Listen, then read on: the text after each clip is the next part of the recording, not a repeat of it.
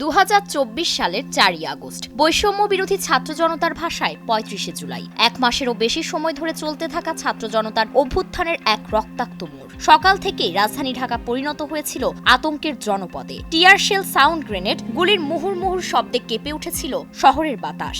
শহরের প্রতিটি অলিগলি যেন এক একটি রণক্ষেত্র। স্বাধীন বাংলাদেশে এরকম রক্তের উৎসব, মৃত্যুর মিছিল আর কখনো দেখা যায়নি। সরকার পতনের এক দফা দাবিতে ঘোষিত অসহযোগ আন্দোলন যখন সর্বব্যাপী রূপ নেয়, তখনই রাষ্ট্রযন্ত্র হয়ে ওঠে হিংস্র। ক্ষমতা টিকিয়ে রাখতে মরিয়া হয়ে ওঠে সরকার। আন্দোলনের ভয়াবহতা আঁচ করতে পেরে শেখ হাসিনা সরকারের পক্ষ থেকে আসে এক নির্মম সিদ্ধান্ত, ওপেন ফায়ারের নির্দেশ।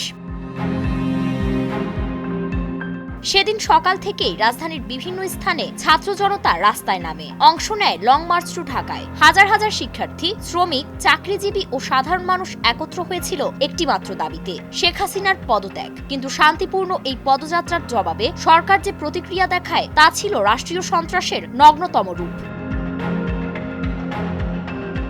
সিভিল পোশাকে থাকা সশস্ত্র বাহিনীর সদস্যরা কিংবা ছাত্রলীগ, যুবলীগের কর্মীরা সরাসরি আগ্নেয়াস্ত্র হাতে তুলে নেয়। রাজধানীর যাত্রাবাড়ি, সায়েন্স ল্যাব, শাহবাগ, ধানমন্ডি, কারওয়ান বাজার, উত্তরা, বাড্ডা, প্রায় প্রতিটি এলাকায় পরিণত হয় মৃত্যুপুরীতে। সারা দেশে এই সহিংসতা আরো ছড়িয়ে পড়ে অন্তত 20টি জেলায়। পুলিশ ও সরকার সমর্থিত সংগঠনগুলোর হামলায় প্রাণ হারান অন্তত 96 জন, আহত হন 5 শতাধিক মানুষ। হাসপাতালের ভেতরেও তখন রক্তের স্রোত বইছিল।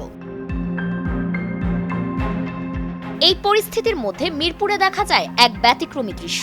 একদল সেনা সদস্য ছাত্র জনতার পক্ষে ঢাল হয়ে দাঁড়ান। তারা ছাত্রলীগ ও পুলিশের দিকে ফাঁকা গুলি ছুড়ে ভয় দেখাতে থাকে। অনেকের মতে সেটিই ছিল ক্ষমতার অভ্যন্তরে ভিন্ন হিসাব নিকাশের ইঙ্গিত। এ সময় আন্দোলনের কেন্দ্রীয় মুখ নাহিদ ইসলাম শাহবাগে দাঁড়িয়ে ঘোষণা দেন, আমাদের লক্ষ্য একটাই, বিজয় ছাড়া কিছু নয়। শেখ হাসিনা সরকার যদি গুলি সংহতি বন্ধ না করে, তাহলে আমরা গণভবনের দিকে তাকিয়ে আছি।